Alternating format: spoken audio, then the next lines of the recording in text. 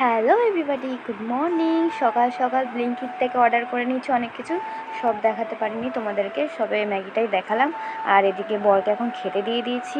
আর কালকে যেখানে আমরা নিমন্ত্রণ ছিল গেছিলাম, তো তারা আমাদের পাড়ার মধ্যেই, তাই জন্য আমাদের সবাইকে এরকম পোলাও আলুর দম দিয়ে গেছিলো খাওয়ার জন্য।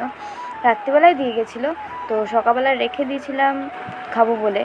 তো এখন খেয়ে নিচ্ছি, বর তো খাবে না গ্যাস অম্বলের ভয়ে। তো আমার বার্থডে গিফট চলে এসেছে, মানে বার্থডে তো চলে গেছে, 2-3 দিন হয়ে গেছে তোমরা জানোই।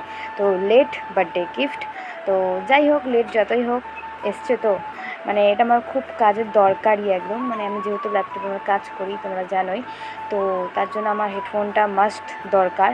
তাই জন্য বর এটা আমাকে অর্ডার করে দিয়েছে, আর আমি তো খুব খুশি, আমাকে দেখেই তোমরা বুঝতে পারছো। তো চলো এটাকে আনবক্সিং করি।